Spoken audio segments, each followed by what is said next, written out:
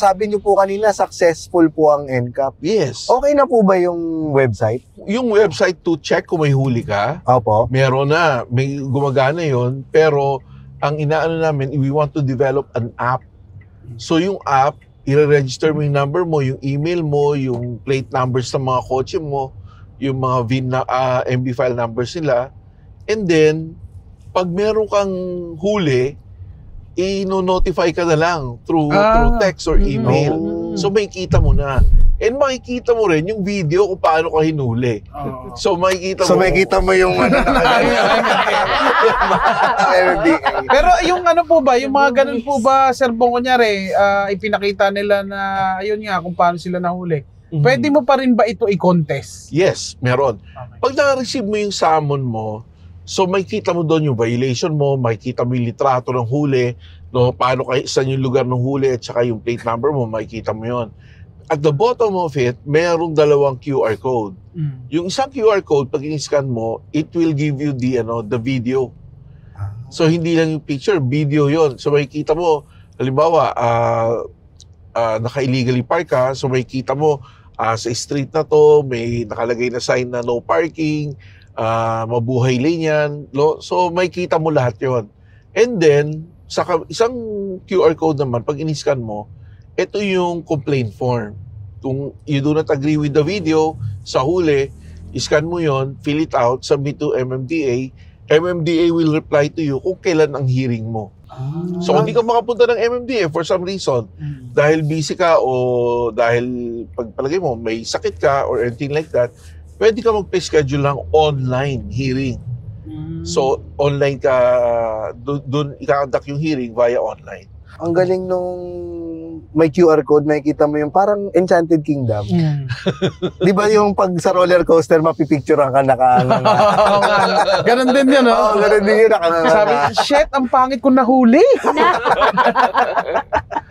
Pagka, ano po ba, yung sa NCAP, kasi ang hirap, yun lang po ang comment ko. Pag pumunta ka dito, hindi ko na ma-memorize yung MB file number. Yan, medyo mahaba yan. Ba't kailangan po yung MB file number? That's one of the security features na inaano namin just to know na yung kotse nakarehistro sa'yo.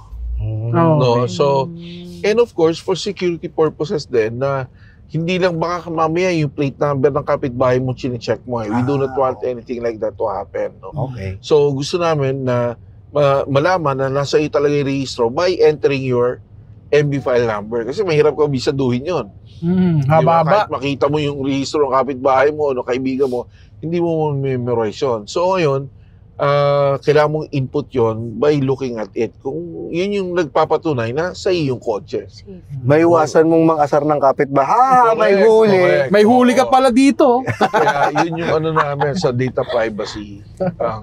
Kailangan pala talaga. Ako looking forward ako dun sa app. Pag sa app po ba, kasi since app na yan, pwede po bang i-register na yung MB file number tapos para isang pagbukas mo ng app, alam mo na kagad yung huli? Bali yung app, i-ano mo na yung i-input mo na yung mga details mo. Number, email, yung mga kotse mo, address, so that pag may hit, alam mo may huli yung kotse mo, pupunta na sa app mo. I-notify ka na. So, hindi mo na kailangan mag-search. Meron ba akong huli, di ba? Hindi na. Nandun na yung mga information mo. Tapos kung kahit ilang kotse mo. Yes. Naku, makakatulong ito sa Diskaya.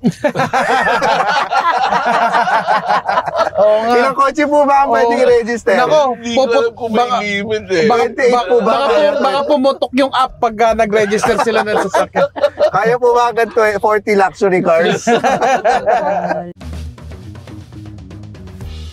Catch us every week on YouTube, Spotify, or wherever you listen to podcasts.